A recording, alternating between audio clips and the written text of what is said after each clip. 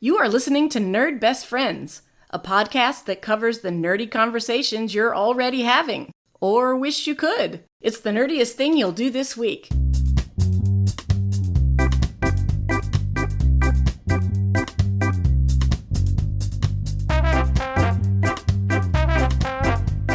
Welcome back, nerds. This is the Nerd Best Friends podcast. I'm Analese, and I'm here with my best friend, Rob. Hey, it's me, your best friend, your podcast host, and your secret Santa. Shh.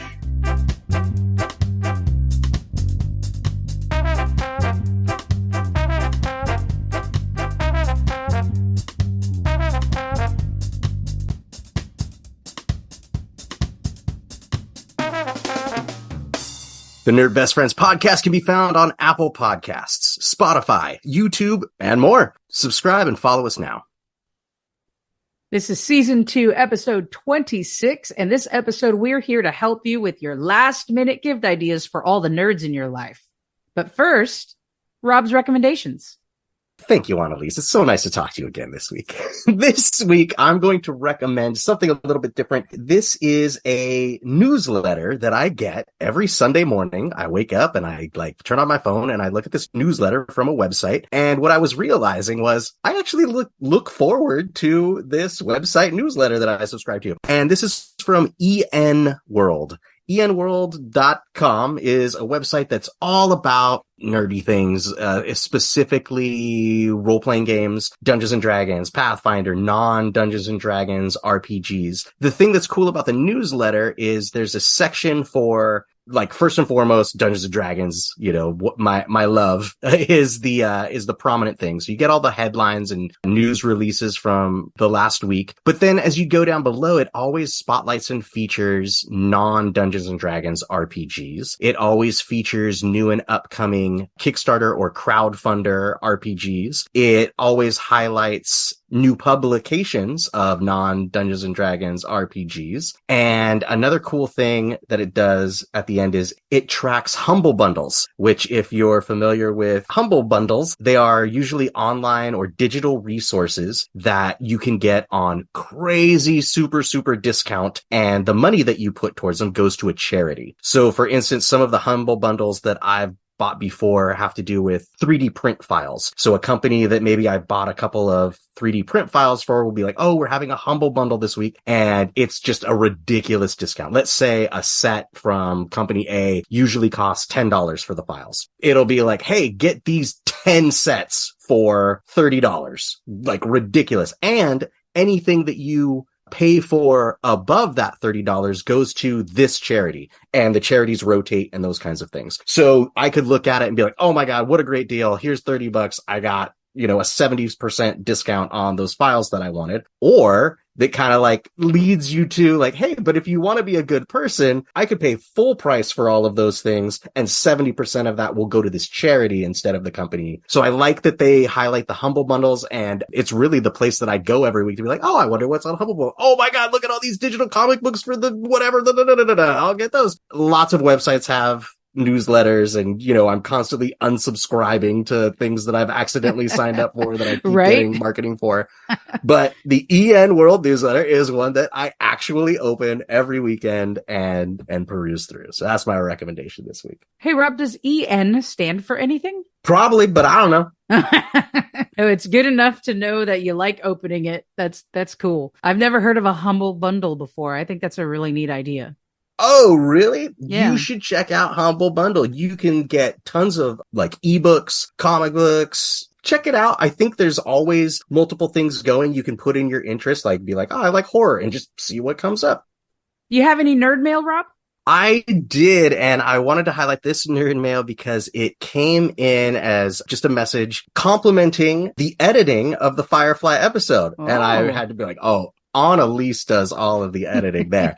But the compliment was how balanced it seemed like everybody was able to talk and share their ideas. It seemed like a very purposeful The compliment was, it sounded like it was a 4-person podcast the whole time. Like everybody got an equal amount of time and it just sounded really balanced. So I think you were channeling a little of your Joss Whedon creativity there, making a perfect ensemble piece like we talked about in the Firefly episode. So kudos to you, Analese. Well, thank you to that listener. That's a very kind and very welcomed feedback. What I will say is it was great content. Our guests were great. And we actually had about 3 hours of content that I slimmed down to an hour and a half. So there was a lot more we said about Firefly. Having our 2 guests was just amazing. So kudos to them and to you for recommending Sean and Juliana to be on the show. Yeah, it was a good episode. And speaking of Firefly, there are so many Firefly fans out there. The most generated interaction with our posts on social media so far in 2022 have come from our promotions of the Firefly episode. Yes! I mean, it's amazing how many people just have liked and have visited and now subscribed and listened to the episode. So thank you for all of that. And we have an Instagram user, CJReese65 or CJI Reese65. CJ Reese 65. There you go. Baby. That sounds better. Thanks for interacting with us and telling us all about your love of Firefly. And thank you everyone for listening. I also wanted to throw something out, not really a nerd mail, maybe a self-correction. As I was going through my notes for the Romy and Michelle episode, there was one thing I'm super bummed I missed, and I thought it was worthwhile bringing it back up.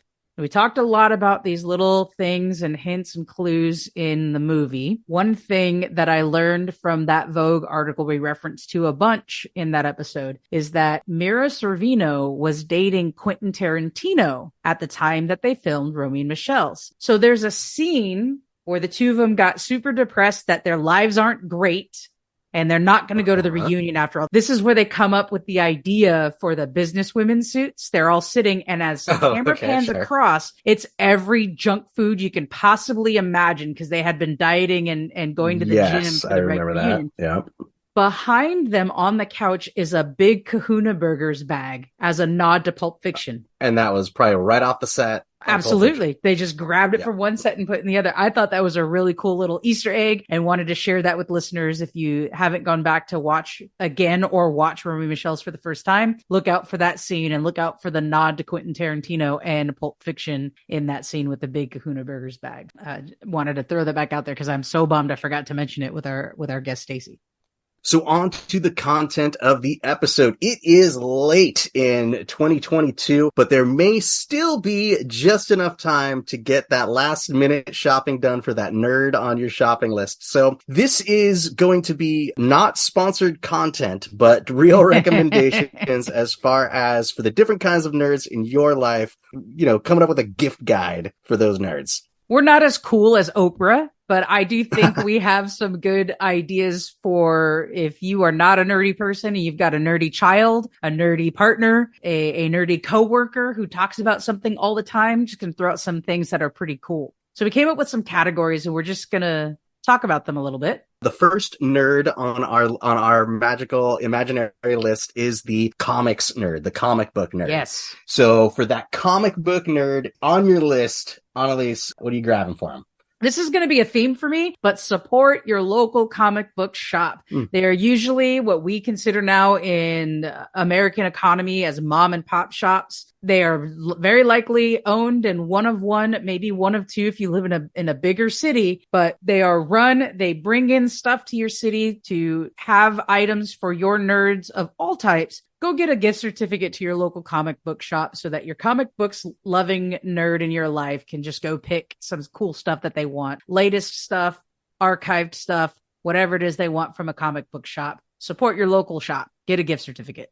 All right, I'm going to go the complete opposite of that for your couch listener. Listen, it is December 24th. It is 6:30 p.m. My local comic book shop is closed, but I'm going to see my nephew tomorrow, and he's a comics nerd. He's into the X-Men. So the other option you have with comics, of course, is the services that they have. I have done this for a number of people before for gifts, is get them a subscription to an online comic book reading app, whether that be Comixology, which gives you a really good smattering or taste of comics from all kinds of different publishers, or you can focus down for the Marvel Unlimited app or the DC Universe Ultimate app.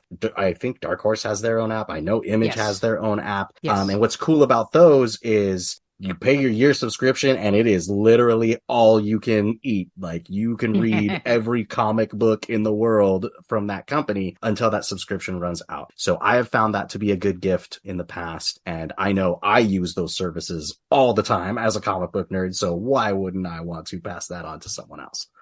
The next nerd on our list is the movie nerd. So this is your cinephile. This is your nerd that loves movies. If you walk into their house and they've got movie posters hanging up on their walls, this is a movie nerd. And I'm looking at the list and I don't know what the heck this is. Annalise, what do you have for the movie nerd? Well, I could also say support your local movie theaters, but we all know that going to the movies these days is getting more and more expensive. And I don't know about you, Rob, but I definitely really consider which movies get my dollar to really make a point to the movie studios what they should keep making. I'm not as purposeful on it. I will say I am very careful as to which theaters and get my money, and very rarely can you get my lazy curmudgeon self out of my house to go watch a movie in the theater. So yes, I'm quite purposeful. And technology has made it so that we have larger screens in our homes and, really nice sound systems, even simple sound systems. Going to that Apple TV and getting on a platform and renting that movie just becomes easier and easier and easier to do and less expensive. But if you're going to do that and make your movie night at home, I was introduced to the Whirly Pop when I was working on my doctorate in Ohio. And it's like a kettle. Kettle's the wrong word. It's like a big pot and it has a lid. And then on the handle, it's got a turning device. So inside that turning device is attached to two little like a arms, propeller almost, like a propeller. Yeah. So you put in a little bit of oil. You put in, like, sometimes we put in like some garlic oil, or we put in the salt ahead of time, and we put in the kernels when it gets hot. You close the lid and you just sit there and you turn the handle and you let it pop those kernels. It is the best popcorn you will ever have. It's not quite movie theater popcorn, but it's like the big kettle that sits up at the top of their machines. It looks like that, but it's on your stovetop. Absolutely. The thing that the popcorn bubbles out of into the big glass closet that the old stale popcorn becomes. But in this case, exactly. But in this case, it doesn't spill out unless you put too many kernels. It'll start popping up. But there is that half lid. So when you're done, you open the half lid and pour out your popcorn, and then you salt it, butter it, whatever you want to do on top of it, which is also nice because my partner loves buttered popcorn, and I just give me some simple salt, maybe a little bit of pepper. So we get to make our own instead of, having to argue about whether or not we put movie theater butter on our popcorn. So I love the Whirly Pop. I'm also going to say maybe a subscription to snack boxes, or just something like a good Target. Wait, there's subscriptions to snack boxes? If you've never seen this before, it is amazing. So I learned about this when I was working on my doctorate. I think I posted on Facebook something like, I have to hunker down for my comprehensive exams, which was 3 week-long papers of 20 to 25 pages. That was to get permission to do my dissertation. And I'm like, you're not going to hear from me for the next 3 weeks. Send Diet Coke and snacks or something, like as a joke. And my sister sent me a subscription to a snack box that had chips and sunflower seeds and granola bars and little gummies snacks. And then it came a couple of times. Yeah, of some that you would get that are like healthy, like, it's a granola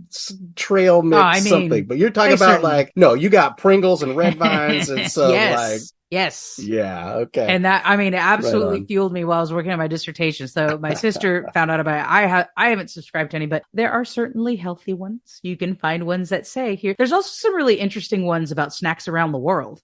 You can get a box every month that has snacks and chips and different things from different countries. So oh my gosh, if you are a nerd listening to this show and you are a Japanese Twix, no, not Twix, Kit Kat. If you are a Japanese Kit Kat nerd, right into the podcast, because I don't know much about it, but I understand that there is like a wide world of crazy Kit Kats available in Japan. What I hear you saying is we need to have a Nerd Best Friends trip to Japan. Or we make a P.O. box so people can send us Japanese Kit Kats. I'm not going to say which one is more frugal, but... To finish my recommendation for your movie nerd that will stay home and rent stuff on their apps at home, Whirly Pop, some good snacks so they have some good stuff while they watch a movie. What about you, Rob? Can I tell you? I'm not done with yours yet. Oh, okay. All right. I tell you how much popcorn is seriously one of my favorite snacks. I used to make popcorn at least once a week. Yes. Like I was all about the popcorn, and we still have this original Air Pop. You know, you the have Air that Pop plastic popcorn one thing with the plastic, with the yellow lid. Yes. Oh my gosh. And we bought that. Maria and I bought that before we were married. Like when we first moved in, Wow. We bought that thing, and I ripped I don't remember if it was like some kind of Air Pop logo or a Orville Redenbacher logo or whatever. There was like a sticker on it, like a logo sticker. Sure. And I ripped that off and I slapped on this big Venom, like Spider-Man Venom sticker that I had gotten at like, I don't know, Hot Topic at some point.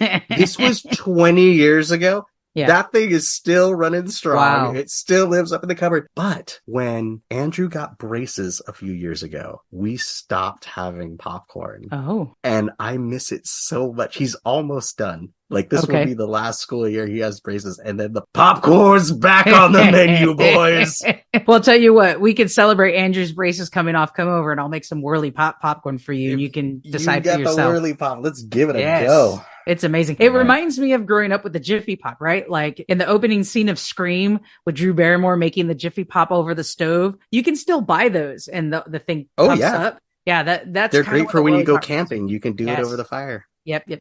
And they pack away nice and small. We're still on Movie Nerd. So movie nerd for me, I'm not a movie nerd. I don't watch a lot of movies. But when I do watch movies, I like to nerd out about them. I like to track the act structure. I like to track the hero's journey. I like to track the different techniques and ways that they've made the movie. There are movie watching journals that are, you can kind of put on your couch next to while you're watching. And what's cool about those is they have these different templates and stuff as you're watching. You can kind of check things off, or you can make little notes to talk about at the end. Like you were talking about, if you're that home theater nerd, this is just a way to engage your movie nerdness while you're watching the movie. And then the other thing that I really like to do, especially if it's movies that I've seen a bunch of times that I love, or movies that are in franchises that always have the different kinds of tropes and revisits things, is of course a drinking game or a bingo game, you can call it.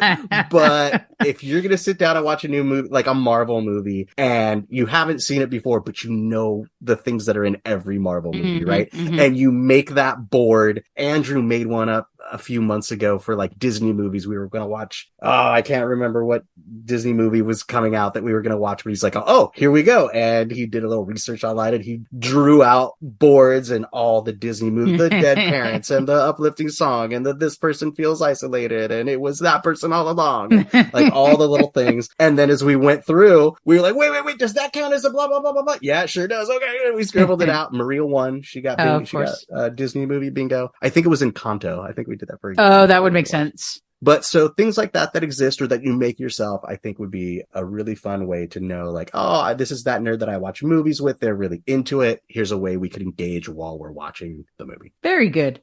There's also, that reminded me of these advertisements I've seen like on Instagram and stuff. They're like posters you put on your wall with like, these are the 100 greatest movies of all time. And you coin scratch like a lottery ticket. You coin scratch when you've watched them. Those are pretty cool.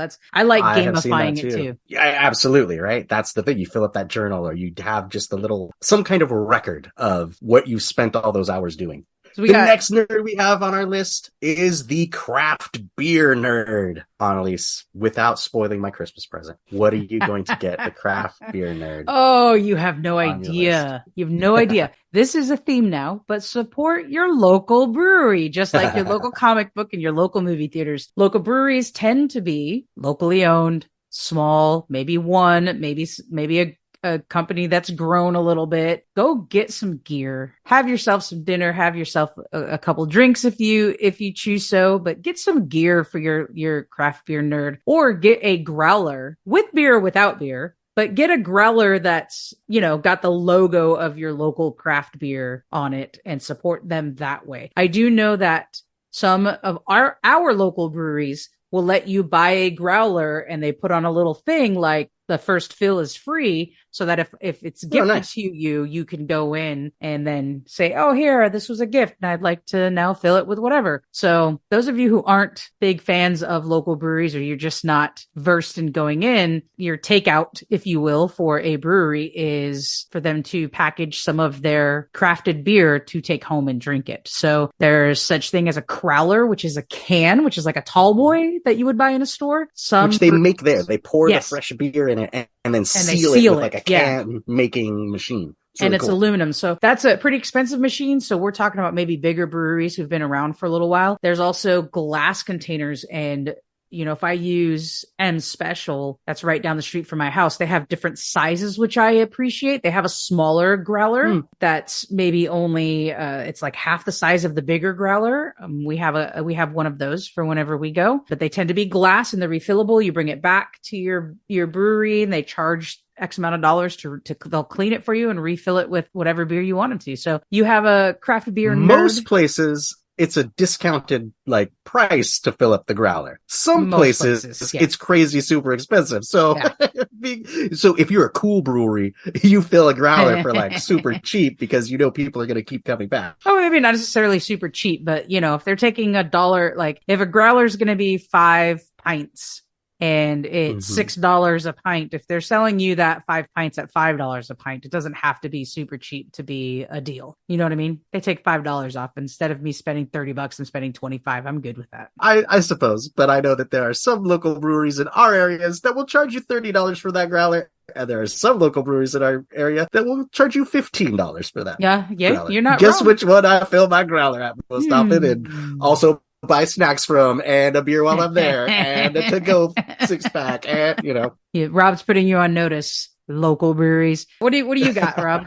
Same thing. Support your local brewery, but if you know that craft beer nerd on your list goes to a brewery often, get them what a lot of places call a mug club, or a club membership to that brewery. It usually comes with a little gift basket of maybe a t-shirt and a hat and some stickers, but also you get with that membership a year's worth of different discounts. You get alerts and first options when there's a new release. A lot of places will have a new release pouring party, before we open on Saturday night, you're invited to come 2 hours before open and try our new beer, and they give it for free, and there's all kinds of cool benefits and stuff like that. You also will often get discounts on your regular fills when you're in there. Some places with their mug club have literal mugs on shelves or hanging from the ceiling where you can go in and be I'm mug number 1872, and they go find mug 1872. Oh yeah, pull it down, and it's got your stickers and your whatever, how you customized it, and they fill it for you, and it's always at a discounted price and those kinds of things. So if that is the case for that craft beer nerd on your list, that is an incredibly cool thing to have. They're usually yearly membership fees, right? So, and you get something, get a new shirt or stickers or whatever else every year as well, the longer you continue to be a member. Right. A friend of ours is a member of one that does a big trip to the LA Kings hockey game every year on the beer bus and stuff that I've been able to go to with him. And it's such a cool perk. That is so much fun. I remember one year we got on the bus and we're headed down to LA to go watch the game, and somehow we ran out of beer on the beer bus. So somehow, who knows? How does that happen? I mean, they must have miscalculated. Yeah. And so when we stopped at the next stop, which was the next location for that brewery, they were like, "We need more beer." And they just drug the coolers into the back and started filling them with beer off the line. No labels. Like, that's how fresh it was. They hadn't even got through. So then the rest of the drive on the thing, everybody's opening beer, trying it. I think this one's blah, blah, blah. Totally fun. Man, what a cool subscription service. Mug clubs. Okay, but tangent. Is that the same year that you guys met Snoop Dogg? I believe that was the same year that we met Snoop Dogg. That's a great and joined story. the Dog Pound. Yes, that's amazing. Oh, good stuff. The next nerd on our list is the gadget nerd. Okay, there's a lot of fun gadgets. What do you got for that nerd that just loves to have little conversation pieces, little gadgets and things? I am not good with this category at all, and there are so many cool things out there right now. I can say, just from my experience, I like gadgets. I don't even know what I would ask for. If someone said, what's a cool gadget that I could get you for Christmas? I'd be like, I don't know. But I will say, and maybe this is just on my mind because my cat somehow was able to get my AirPods out of the case, and I have found one and not the other. I really am a big fan of the AirPods. I'm really big fan of what technology can do now. I like the integration. Like, I can go from my phone to my laptop, my Apple TV. I know all of the companies. If your gadget nerd isn't an Apple nerd, all the companies have these types of things where it's integrated throughout your day. I'm a real big fan of that. But honestly, I see articles all the time like, here's 30 things you need in your house right now. And I open this and go, oh, that is cool. Oh, that is cool. And I don't have a real good recommendation for your gadget nerds, but I think Rob is going to be much better at this than I am. What do you got? All right. So I got a couple things for you. So high end, and you can get as high end as you want. Any gadget nerd, I'm going to recommend a 3D printer. There are a gamut of different 3D printers you can get. You can get little starter ones on Amazon for $150. You can get a really good, like, pro level one for $300, and they keep going, up in price from there. But for a young person who likes to create things or is that gadget nerd, you can get a 3D printer for a comparatively reasonable price. Another thing that is really popular with that same kind of like maker gadget, likes to tinker with things crowd is a laser cutter. I know a lot of nerds who have home laser cutters now, and those have got, you've got your high end, like your Glowforge, right, was one of the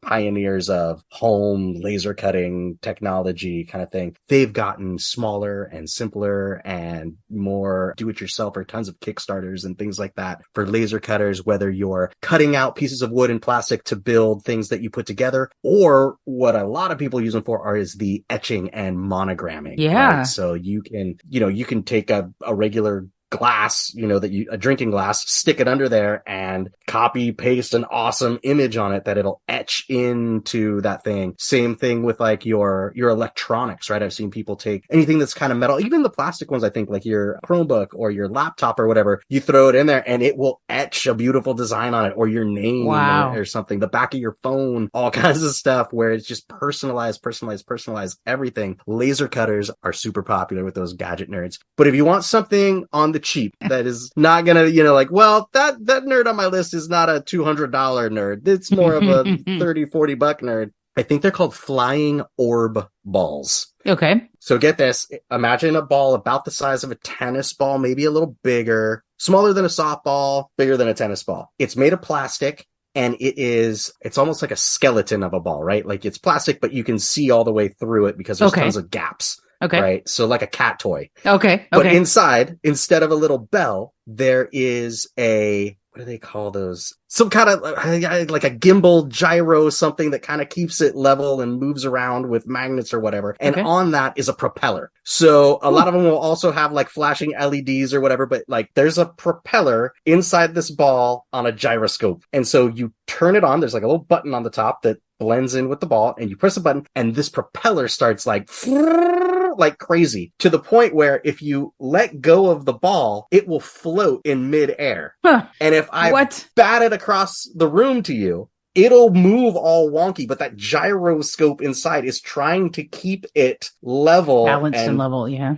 balancing and floating. So we got one of these for my nephew, I think last Christmas, and the whole family like could not stop playing with this thing as we were sitting around in the living room, present opening, batting this, and it had like all kinds of colored LED flashing lights on it and stuff, and just with the propeller, and we're batting it across. Like everybody was in it. The kid was in it. The adults were in it. The grandma was in it. Like everybody's like batting this thing around, like trying to catch it and like toss it across the room. And it's so much fun. Flying orb balls. That sounds amazing. It's a fun gadget, and it's an easy pickup.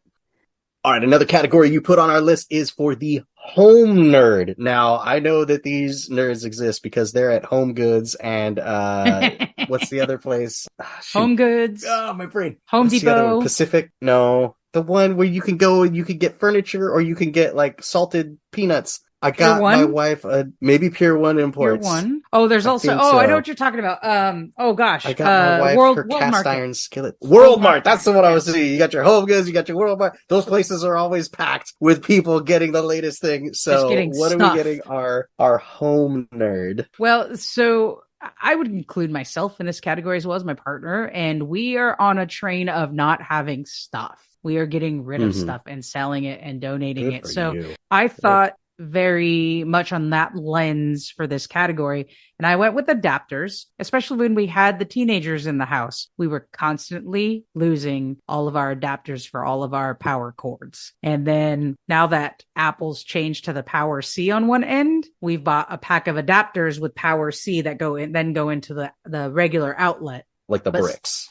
Yeah, the bricks. Yeah. Secondly to that, I'm a big fan of what they've done to surge protectors. So surge protectors of the past used to be those big bulky pieces. Strips. Yeah, big strips and chunky plastic. Yes. Now they make them that are as or more surge protected, but they're the ones that plug flush into the wall. Not totally flush, right? You plug it into your thing. It's got a grounding piece to help with the surge. And then one side to expand out. You have regular plugs, and then the ones that I've seen and that I have in the house now also have USB plugs and USB-C plugs. So you can plug in a few different things. It's helpful for like our entertainment center. And they're also not just a square anymore. There's one I got that's almost like a triangle. So on this side has the shorter plugs of the Xbox and like the Nintendo Switch. And this side of the triangle has the longer cords. And then the front side has some other outlets for regular plugs, and then has a square of USB-C and USB ports to plug in that way. So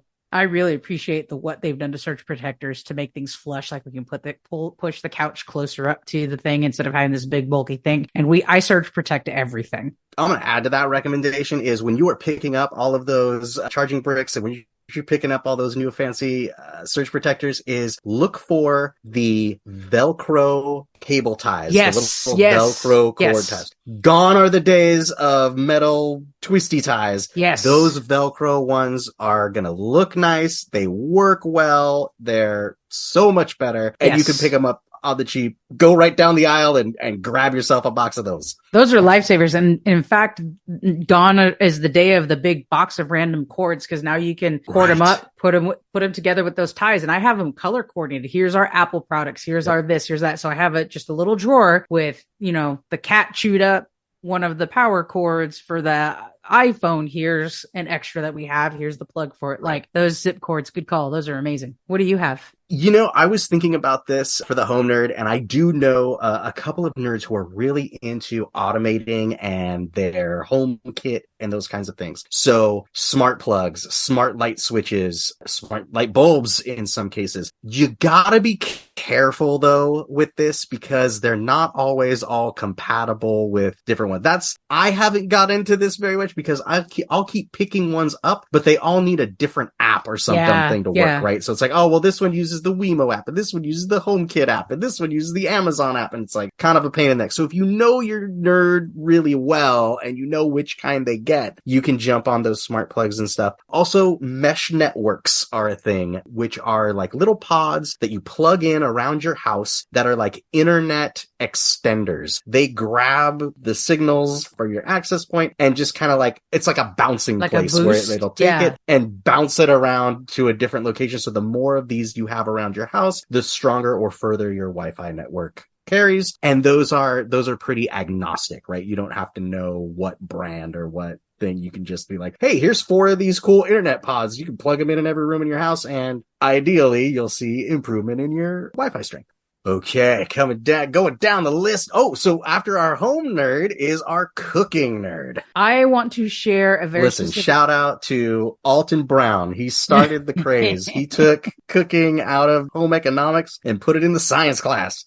Yeah, and actually that's kind of along the lines of the book that I want to recommend for your cooking nerd is the Food Lab Cookbook. I myself struggled with cooking a lot. Grew up in Mexican household. You make a lot of food and a lot of foods that aren't great for us, and you make them in bulk. So when it's just me and my partner, I struggled for many, many years about how to slim down, and very basic things like I didn't know how to saute vegetables, right? They were just a lot of things to cooking I didn't know about. And I found this book, fell in love with it because for me, it sat right in my brain. I'm also I'm the rule follower. So you give me a recipe, I'm going to follow it to a T, but cooking is more of an art than it is a science in that sometimes you might need a little less salt, or sometimes you might need to boil something a little bit longer. Like you have to really go on feel. And I was never trained on how to have that taste. Just tell me how many teaspoons to put in. Right. But then that may not work because what you think is enough, it may not be enough. It's all those variables to cooking and baking that I never quite got a handle of. This book combines science and cooking to the extent that says, when you're at these altitudes, here's why water boils differently. When you're doing this, here's what it looks like. Like there's a whole page, and the author of the book did a couple of really smart things. First, he was a scientist and found when he got the job, he wasn't passionate about it. Found out that a lot of the things he loved about science, he also loved about cooking, and that exact art and science behind it, where he has the book presented as a science. Here's what your eggs look like when you hard boil them. Here's all the different times and temperatures and what it looks like. And he has a whole page from like the rawest egg to the most overcooked hard boiled egg and everything in between. And here's why they get to that. So he really kind of gamified a few things. One, the opening of the book talks about here's the essential pieces anyone needs for their home kitchen. You don't need more than this.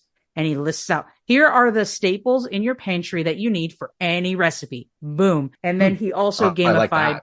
Yeah, it's wonderful. And he also gamified how to manipulate the recipes and standard foods. Here's how you make rice. And if you want it sticky rice, this is what you do. When you want this kind of rice, this is what you do. When you make a hard-boiled egg, you want it this way, this is what you do. And so it gives you all these variables depending on what you like that were just really helpful to me. So if you have a cooking nerd, they don't have to be struggling like I was. It's a very smart book. It's a very thick book. It'll cost you maybe about $70, but it is well worth it for your cooking nerd. Very cool recommendation. I like that a lot. For the cooking nerd on my list, I think you cannot go wrong with a digital thermometer. Yeah. We've had quite a few of them. I've had the kind that like magnetizes to the outside of the oven or the grill, and it's got like the corded probe that sits in your meat. So the thermometer itself is on the inside, but you're reading the digital display on the outside. We've had just the probes that like fold out and give you an instant read. The one we're really hot on right now is called the Meter, Meater. It's got a bunch of sensors in, and that one has an app that goes with it that you can set alerts so that you can be walking around like when the meat reaches 145 degrees, it'll ring in your pocket and tell you, and those kinds of things. So digital thermometers, even if your cooking nerd already has one, a different one with different features is still something cool that they might want to use because it's a fun little nerdy gadget for your kitchen. Heck yeah, that's amazing.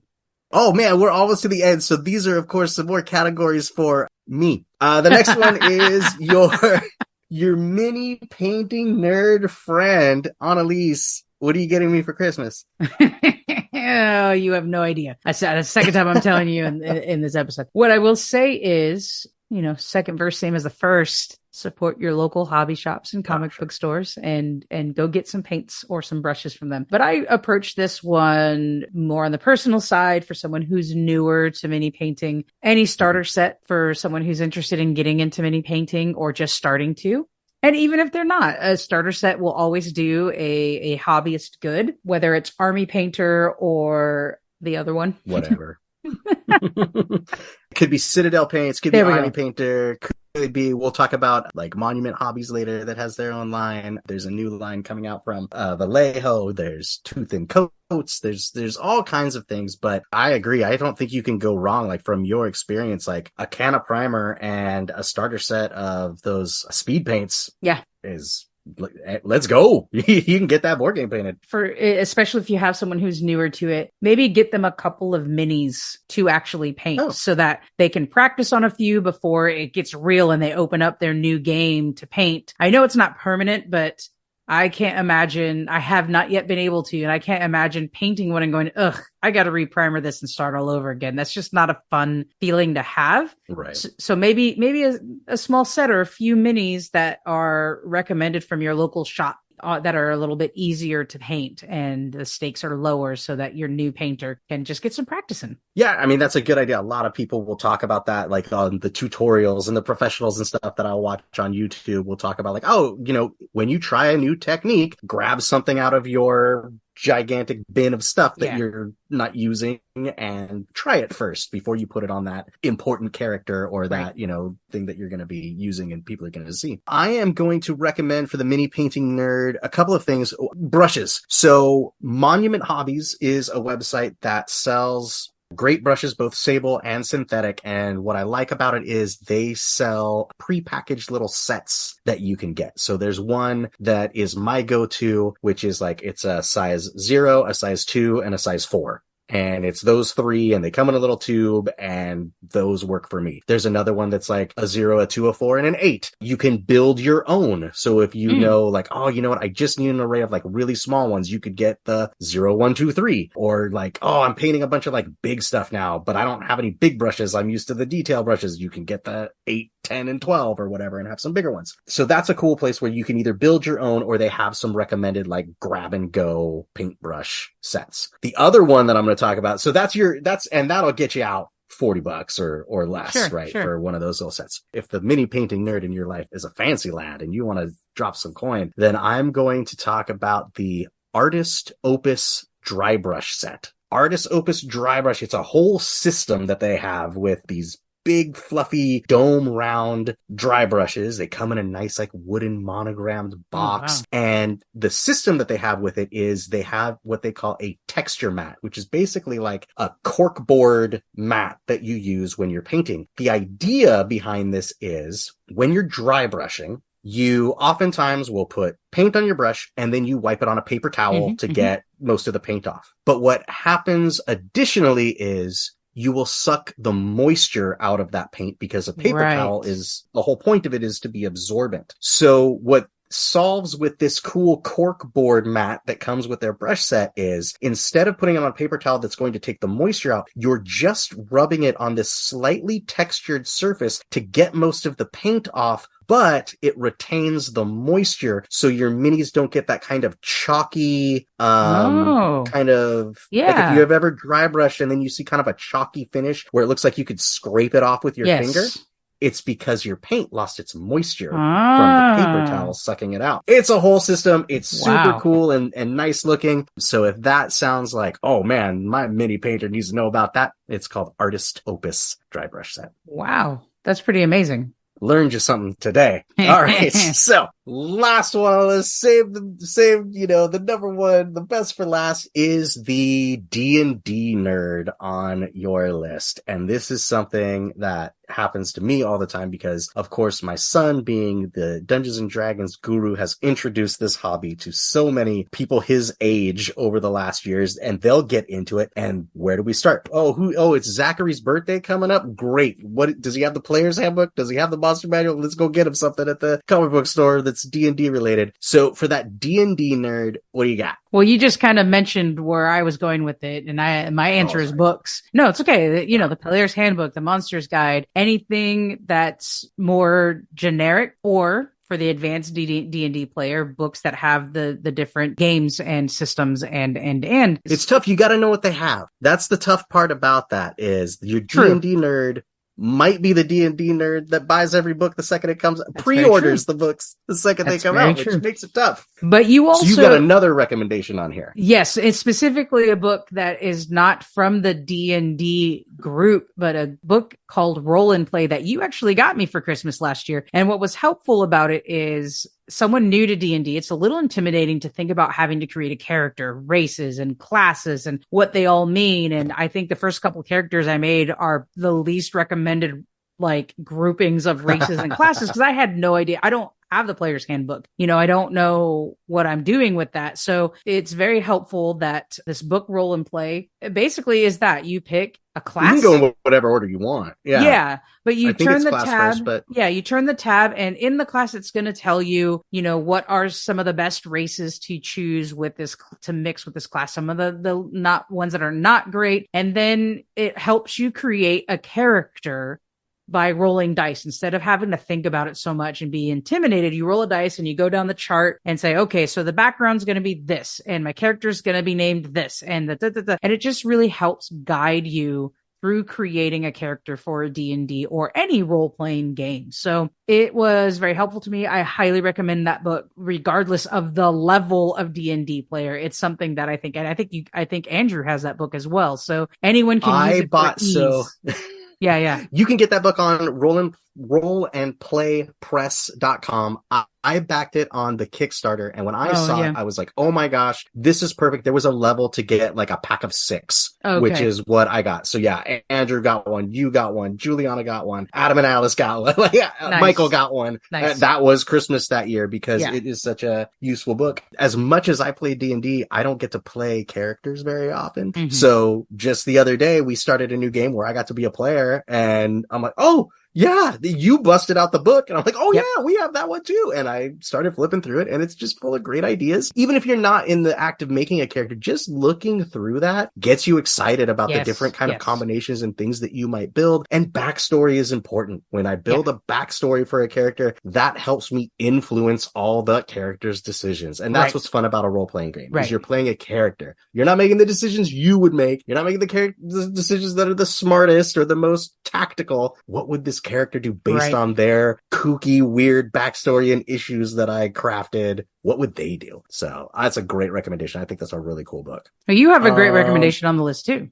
I've done this one a few times for a couple different people, and this is a subscription to the web service for Dungeons & Dragons, dndbeyond.com. You can gift a year subscription for that, and it is so handy. With a free account, you can play Dungeons & Dragons and use this service for free. I think it gives you up to like 5 characters you can make, and you can join campaigns. They're super cool about letting you share content. So like if I make an adventure and you're playing in it, you'll get all the options and all the stuff from the books that I bought, and vice versa. If we're sharing, it's great. Like I said, I can count on 1.5 hands how many characters I've actually played over the last 8 years of Dungeons & Dragons 5th edition. But as I look at my D&D Beyond dashboard right now, there are 439 characters that have been created. Wow. I have 4. And that's all.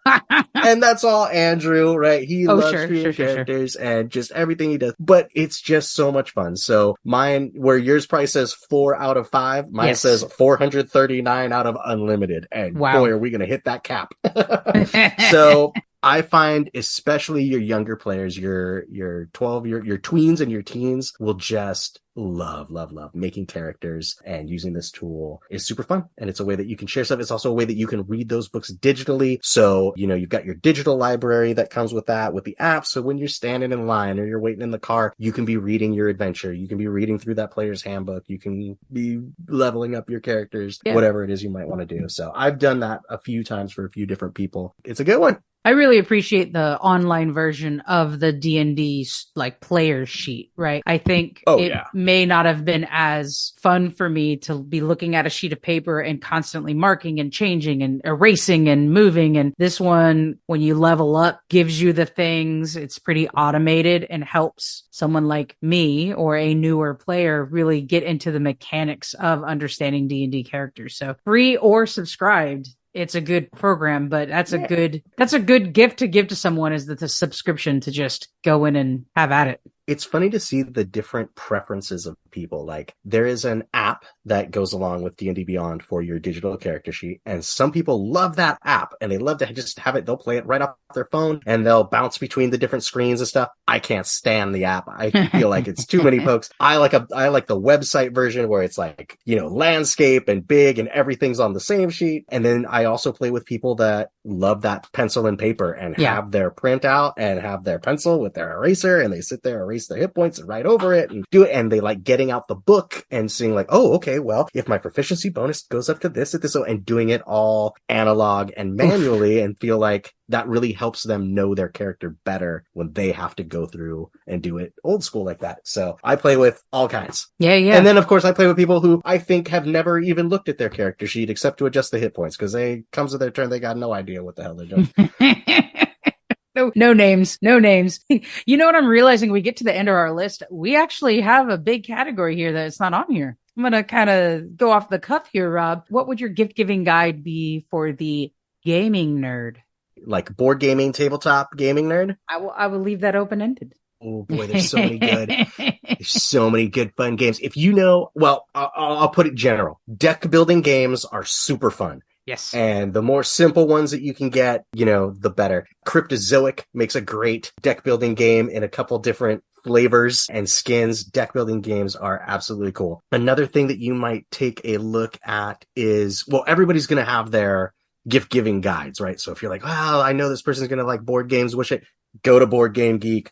The front page is going to have your gift guide. Yes. Go to Miniature Market. The front page is going to be, here are the top 10 most popular games. There's going to be no shortage of that. But I would say a catch-all would be anything simple, and deck building games are where it's at. Like, we had a whole episode talking about small games you can put in your pocket and take to the brewery. Yes. Always a hit. And then deck building, of course, my favorite. Well, I'll go with that a good enough answer? That's a great answer. I'll go with the video game side of it. Neither of us are really big video gamers, so I'm not going to like the newest Call of Duty or whatever. But, I got my partner the Switch last year for Christmas. And one thing they do, and it's maybe this is going to age us a little bit, but there's a yearly subscription. And I think it's like $20. And so it's coming back up renewed. You can go in. I think it's $2.99 a month. Like, I get the emails every once in a while. It's ridiculous. It's a Nintendo subscription. Your purchase for Nintendo, and I'm like, gosh dang it, kid, what did you buy? Oh, it's the $2.99. Or honestly, it's $19.99 if you do it for a year. You don't have to pay the monthly. You do it for a year. You have access to the entire catalog of Nintendo games since the history of the universe. And they have it broken down. So when you go in, like, this is original Nintendo games. This is Super NES games. This is the games. This is like, and you can go play whatever. I can play Excite Bike right now. Yes, right now. Come way. Come over. We'll play Excite Bike. Come on. I have a Switch here. Oh, never mind. Then play. I got $2.99 subscription. But yeah, it's a year-long subscription and you can play whatever you want. And we've just had some nights where we eat some dinner and sip on a couple of beers and we're just playing these old games from our childhood. So you have maybe I can play Battletoads right now. Yes. You can play. It has. I couldn't find a game that I remembered that wasn't on there. And there were games on there that I had never seen before. Now, there's a caveat to that. If you are a fan of Mike Tyson's Punch-Out, we all know, because in the 80s, when Mike Tyson went to jail for domestic abuse, they took those off the shelves and there's just a game called Punch-Out. So Mike Tyson's Punch-Out is not on there, but Punch-Out is. But so you can still play Mac. And you can still beat up King Hippo. It's the same characters until the very end. It's just not Mike Tyson. So you can play Paperboy. Paperboy's on there. It's George Foreman. Nice. You can play just, Tecmo Bowl and John Elway's quarterback. Just all these is the hockey dribble. Is NHL hockey on there? Yes. Oh my gosh, that was so fun. And like US soccer or whatever they called it, like all of those old 8-bit games are on there and they're just a joy to play sometimes. I don't know that I got $20 worth in the past year, but when we played it, we had a really great time. So you got someone who's into the old games like that, a subscription on the Nintendo platform for those access to those games is well worth it. Man, a Nintendo Switch it's a good little thing. Like, it's a really clever system. I don't think every household should have a Nintendo Switch. Honestly, I didn't buy into the hype when they first came out because I stopped being interested in Nintendo stuff when I got my first Xbox way back in, what was it, the 90s? I got my first Xbox, late 90s, early 2000s, because they've had the GameCube and the thing and then the other thing. And my mom gave me a Wii once for Christmas and I played it a bunch. There were some cool games on the Wii, but it didn't call to me the same way that Xbox games at the time were. So when the first Switch came out, I didn't pay too much attention. It really seemed like it was marketed for kids like Andrew's age and younger, like much younger than us. Here's your game console you can carry with you to grandma's house and also play at home. I really didn't get into it. But the new one, my partner's like, one thing I love to do is play Mario Kart, and she's like, I want to play Mario Kart with the kids and stuff. And while we had the teenagers here before they graduated and moved off to college, it was a perfect time last year to get it. We played Mario Kart all kinds when we got it. I don't think there's ever been a party at my house where people have gotten together, whether it be for dinner or to celebrate someone's birthday or something, that didn't turn into a Mario Kart end of the night. Everything's getting cleaned up. It's a Mario Kart party or a Smash Bros. Arena. Also throw out that Cars racing game that Andrew has for the PS4, the PS5. We played that one a lot too, but same idea. Yeah. Mario real Kart. Sleeper. The Cars racing for home game. Mario Kart is easily maybe one of the best video games ever made, honestly. And really not because of the content, because anyone can play it. It's a little bit addictive. Anyone can be good at it. Even like that's really hard when you're playing video games. You just have that younger child or the kid who just really never got into video games, who just gets slaughtered all the time. And it's not fun for them to just always have to hand off the controller. Anybody can be good at Mario Kart. Like, it's such a good game. Absolutely. I find I get better at Mario Kart the more craft beers I drink while playing Mario Kart. We're going to have to test that again soon. Yeah. Hey, Rob, before we move on, I had something that I wanted to bring up to you, because I'm never caught up on the recent stuff. And you know that Rogue One is my favorite Star Wars movie. Are you caught up on Andor? Is it worth my watch? Oh my gosh. Analese, I am caught up on Andor. I love Andor. Andor is everything that I love about Star Wars. Let me explain. I believe, in my humble opinion, Star Wars is at its best when it is showing, not telling. So, for instance, when you watch the original Star Wars, everything, unlike other science fiction movies at that time in the late 70s and early 80s, nothing is clean. Everything is dingy and dirty and beat up and weird. When you go to Tatooine and it's a sand planet, there's sand on everything. There's rust on everything. Everything is a little bit like chipped and blasted because it's such a harsh environment. When you visit another planet, you just see, oh, what are the people wearing? What kind of creatures live here? How have they adapted to that? It doesn't tell you. It just is so creative that it sparks your imagination. Andor is that. Andor starts on this planet. It's this like, you see these guys and they're in these work clothes. There's a place where there's a giant wall where they hang their work gloves before they go out into the fields and harvest pieces from junked spaceships. It's an imperial planet where like the Empire is kind of taken over, but there are no stormtroopers there. So how is that? Oh, this is early in the Imperium and they're actually being run by private security firms, which is a thing we haven't seen yet. And what does that mean? And what is the story there? And then they do something happens and they fail. So then the Empire has to come. And when they do, what does the town do? And it shows a society that was once great and full of artisans that did metalwork and now has been downtrodden and is oppressed without explaining any of it. Just by the way you see the things that still exist and the things that are ruined, the things that people are wearing. Why does this alien have gigantic exoskeleton metal arms? Well, it's because he has to lift heavy things because that's how they get the metal to make their, like, every once in a while you see these like well-crafted things. Like, it's just blowing you away with show, not tell. And then every once in a while it will tell and you're like, oh my God, that's the coolest thing in the world. It is dirty and gritty. It's definitely not the same as the one that came out before this was the Obi-Wan, which was fine. It was great. It's just very different. Like that one was like Princess Leia and her friend Robot go on an adventure, kind of like Star Wars Junior novel.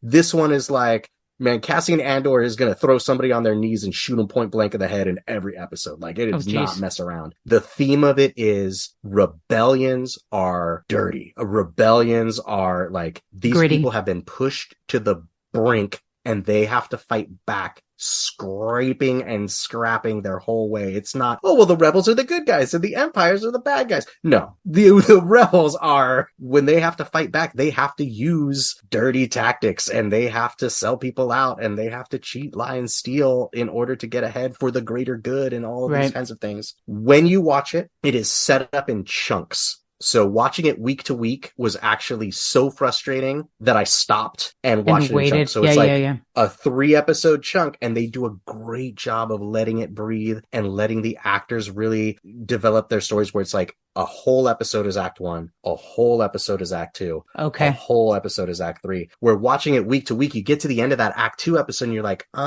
so nothing really happened. Yeah, because a little awkward. Yeah. Act 3 was so good. So we actually stopped after the second act. Like, we watched the first, it came out with 2, and then we watched we're like, oh, that was great. The next one we watched week to week, and it was like act 1, act 2, and then act 3 was amazing. And so we stopped. I'm like, I'm not touching it again until we get 3 or 4 episodes in. I think it's a 3-episode, a 3-episode, a 4-episode, and a 2-episode are the way the seasons go. So just be ready to binge is what I would recommend when you watch it. Good tip. But oh my gosh. Well, so this Andor takes place prior to when Rogue One takes place, I would imagine, because we know what happens at the end of one, yes.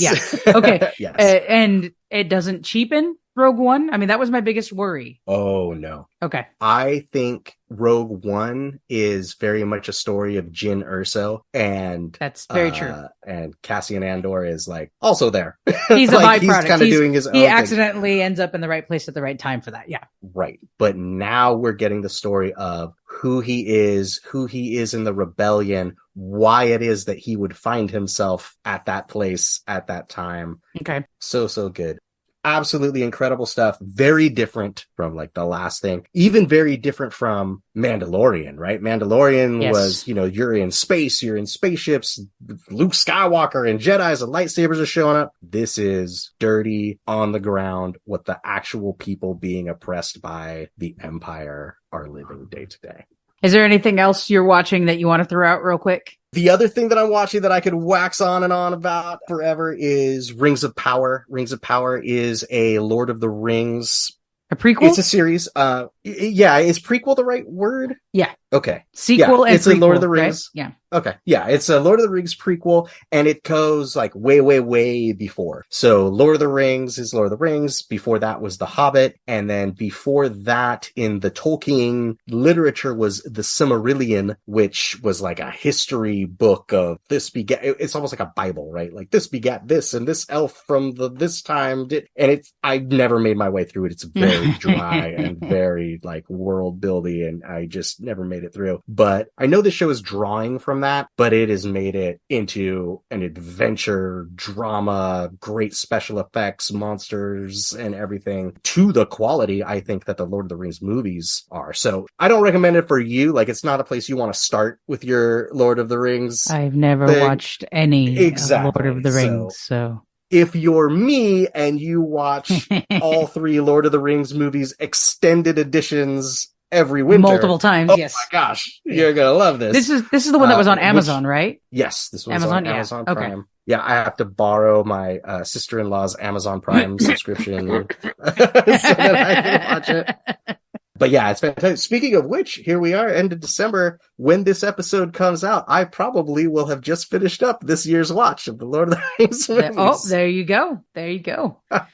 So that's another one. And then the one that I haven't seen yet that I'm very excited to. I've talked on the show a few times about The Dragon Prince. It's got a couple of seasons and it actually wraps up that story, but there's a new season of it. I don't know how much, like which characters there are yet, but I'm excited to see. It's called The Dragon Prince Mystery of Aravos. And that's like the next release from that universe. Maybe you talk about Dragon Prince a lot. In a future episode, I'll be able to talk about how cool that is. What's on your watch list? What have you been doing? You've been watching. I'm always behind on everything. And some of that is because my partner likes to have something that we watch together. So sometimes my focus turns to that. So the very limited time I have to watch stuff, it's watching something with her. We recently got into the series called The Patient. It's a short series. One time it's with Steve Carell. He plays a therapist who gets kidnapped by one of his clients. And it's an intense Stephen King-esque type thriller that I'll stop describing there. It was brilliant. It was brilliant. With Steve Carell, huh? Yeah, in a drama, and he nails it. It is so good. We were watching Handmaid's Tale. It's the 4th of 5 seasons. It's way deviated off of the book, but we keep watching, and it's not worth it. It's not very good. It's gone. Maria watched it. Yes. And like first season, she's like, oh my God, this show is great. And Second season, pretty like good. Like you're saying, season, she's like, meh. I'm going to finish it, but yeah. Right now it's like you're sitting at the dinner table and you're going to finish that slice of pie because you said you wanted it, but you don't really want to eat it anymore. And it's like, that's what it feels like sitting through these episodes. There have been some very good moments in the newest season that were like, oh, okay, this is really interesting. And then they cheapen it by doing something stupid. So, but we'll watch it to the end. I will also say growing up and after I came out in my 20s, Showtime was really good at having a couple of groundbreaking series in the United States. One was Queer as Folk, which was an American adaptation of an English show about a bunch of gay men and women living in an area and the club going atmosphere in our 20s and stuff. They also spun that off to a show called The L Word, which was also in the early 2000s. And it was the first show to centralize every character on there is a gay woman, is a lesbian, and you have your different types. They're living in LA. That series spawned off into a couple of the L Word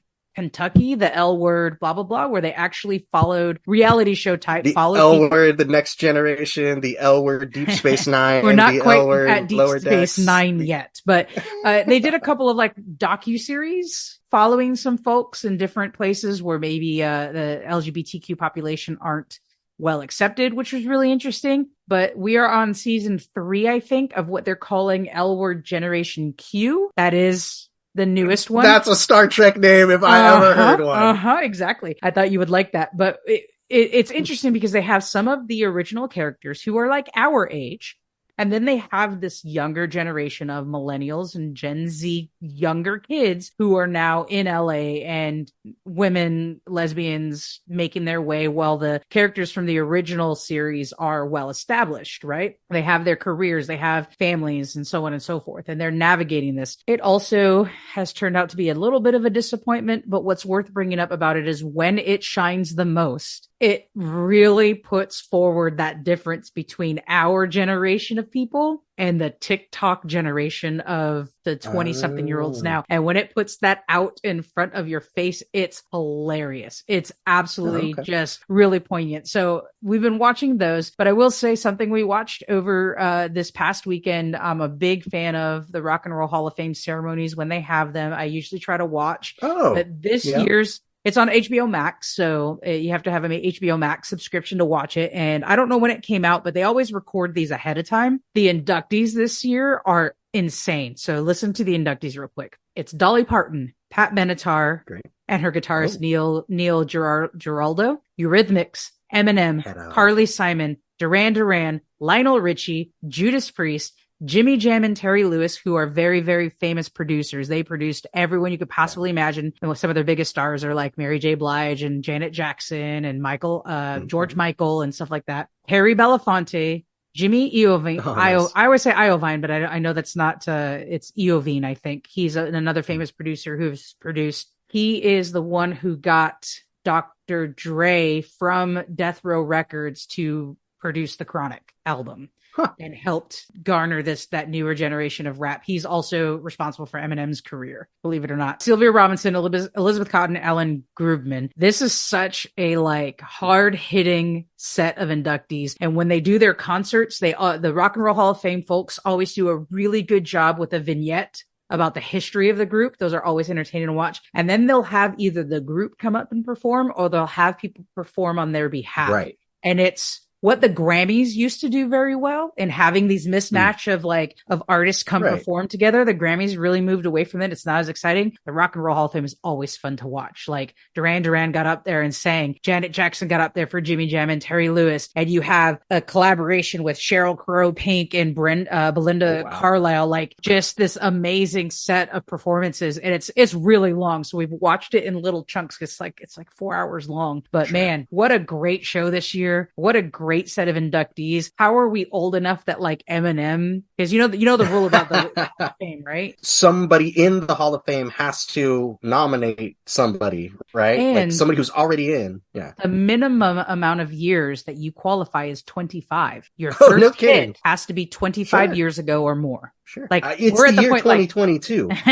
Like Hanson can be in the Rock and Roll Hall of Fame at this point. Right? We're that as they should be. But I nerded out. I love watching that ceremony every year. I tried like mad when Stevie was inducted to go, but on the heels of the weekend we were recording. Is it in Cleveland? No, they always do it like in New York and different places. I have been to the Hall of Fame in Cleveland. It's a really cool place to go as well. I'm also very nerdy about that. From what I remember, there's not a performance venue there. It's really just the Hall of Fame and like a restaurant, unless they've updated. It's been a while since I've been, but I was going to say the weekend we are recording this is a couple of days after Christine McVie has passed. So I'm going to just throw that out there. Nerdy about Fleetwood Mac is my top band of all time. So it's been really cool that SiriusXM has had a Fleetwood Mac channel since the morning she passed, and that I've been listening to that like mad. And yeah, that's kind of what I've been doing. Yeah, it's been a little while since we talked. Yeah, we'll talk about why in just a second.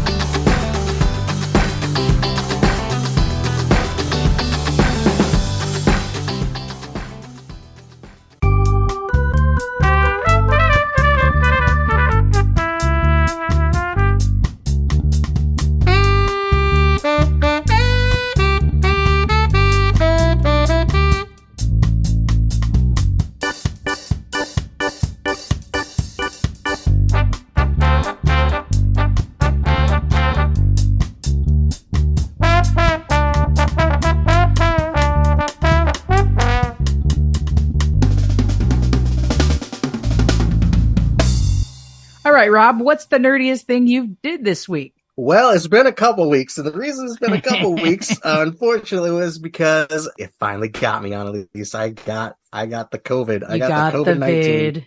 So I was stuck at home, and it was lingering. It would not go away. I was stuck at home for 10 straight days with COVID. The best thing about COVID, I will say, is the Rona. You got nothing better to do than paint miniatures and do your hobbies. Very nice. I painted 1 million miniatures during those 10 days. In fact, I got really inspired because we're coming up to the end of the year and I got to move some Trello cards on my 22 for 22. And a lot of those are little hobby projects and little miniature projects that I wanted to do and get painted. And I really just you know what? If I'm going to be stuck here, I am planting myself down and we are painting some minis. I painted the entire box of Ascension's Tactics board game. I was just counting from the pictures. You mean there were 0 done and you did the whole box? I will say there were a few done. Okay. That's still crazy. There are 45 miniatures in that box, and that box is now done. I also got a really good head start on the Hero Quest box. If you remember, one of the greatest triumphs of the Nerd Best Friends podcast is when last year we did our holiday gift giving episode, and I said, man, you know what I really want for Christmas is the re-release of the Hero Quest board game. And I got it. Because of the podcast. It's a year later and I'm going to finish that box too. Nice. I have not finished total tangent. I've not finished the board. I've talked about like the 3D printed magnetized Yes. You're board. Almost done. I'm almost done. Get this. I'm out of magnets. Oh, right? no. The little ball magnets that go in the thing. And since I've started this project, they have banned those little round magnets. They are, because they're like these little tiny round BBs and they are rare earth magnets. They're super strong. They're, I guess, a crazy, horrible choking hazard for Little children kids, and pets. yeah.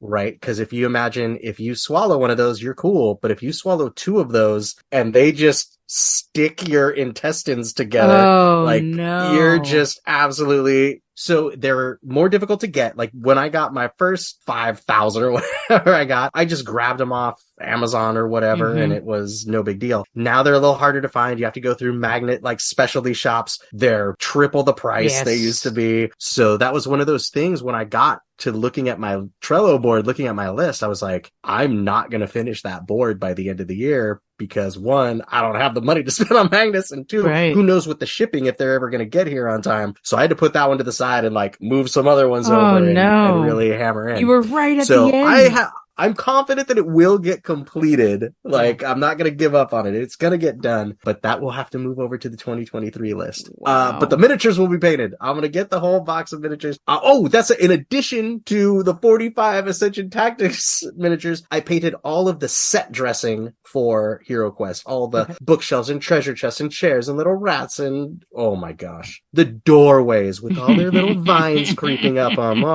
It took hours and hours, but I'm so glad it's done. And I think I can get the miniatures done by the end of the year as well. But yeah, that's what I've been doing, has just been like, I have been sitting at that painting table as if it were my 15-hour a day, 6-day a week factory job. I'm glad you were at least feeling well enough to sit up and do that, right? Like it could have hit you hard enough. First couple days, I was not. First couple days, I couldn't do anything. But then after that, it's like, well, I can't go to work. I might as well get some stuff done for me. I was about to say, like, I'm looking forward to playing that game with you. But man, what a bummer about those. I imagine that you're going to go to some black market underground. You're going to meet some dude in the alleyway like, I need some of those earth magnets. You got 5mm ball magnets, bro?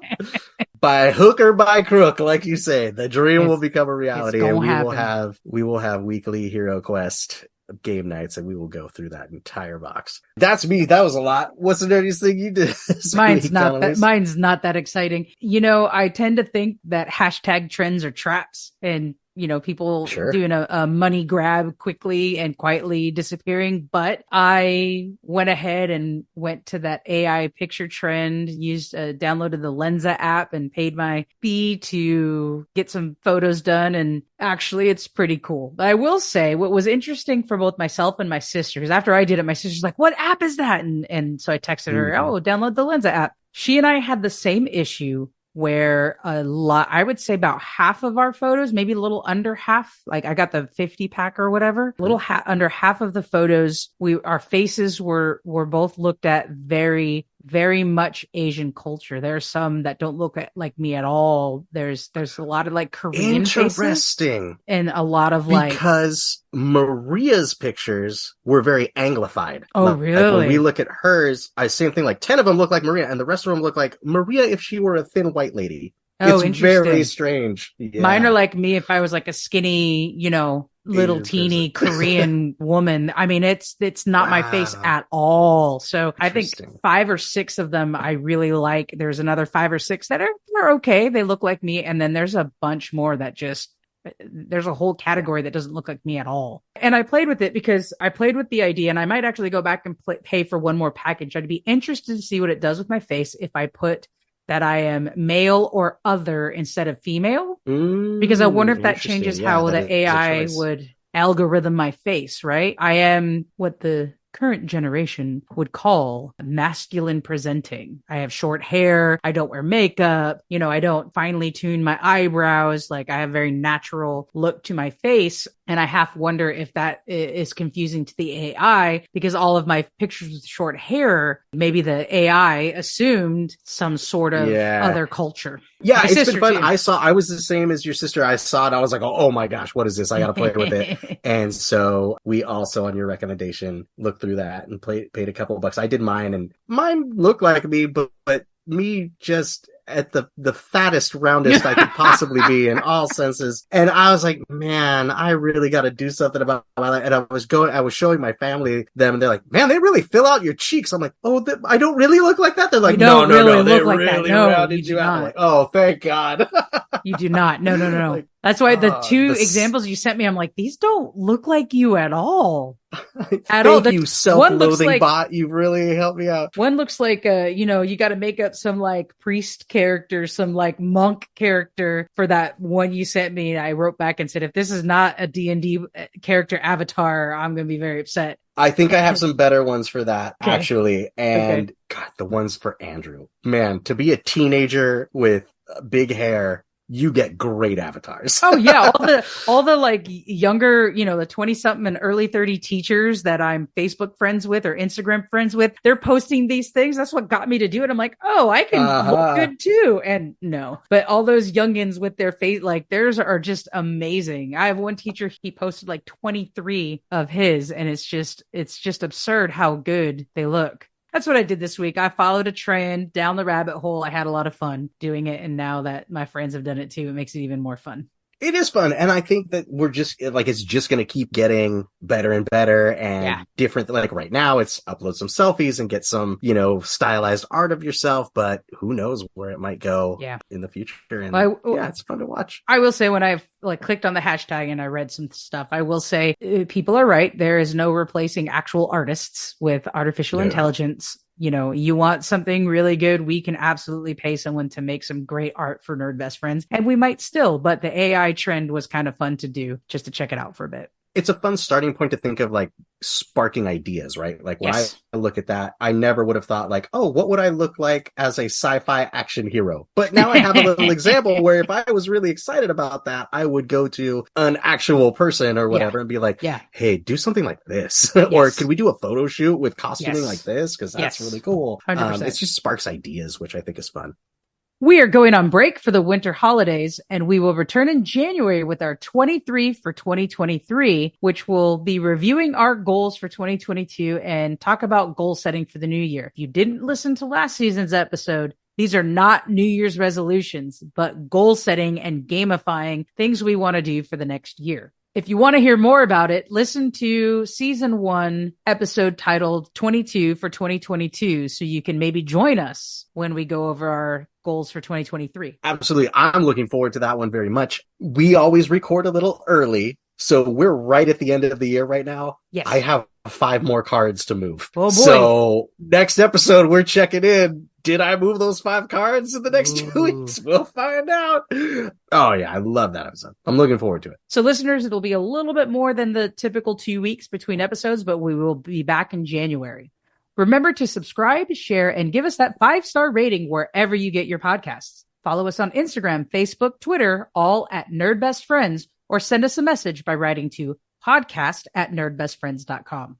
There's probably enough time to go get that last minute gift for your favorite nerd or send a couple bones our way. We're your Nerd Best Friends. The best gift for the holiday is going to nerdbestfriends.com, clicking on tip jar. Listen, a greedy person would say thousands of dollars, which would be ridiculous. But hundreds of dollars?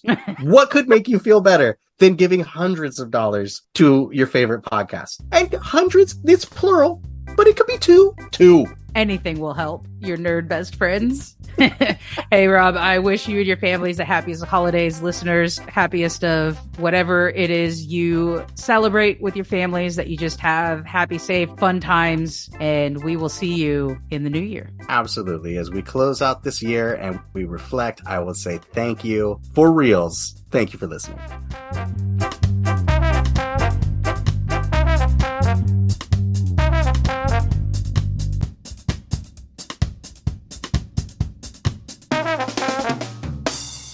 Oh, dang. Andrew as a model.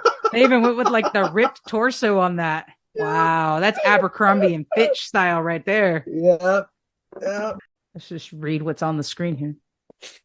I mean, just read the script. What's catching me is I have to sneeze and I keep like, I'm not going to sneeze. I'm going to sneeze. I'm not going to sneeze. Give me a second. I have to sneeze.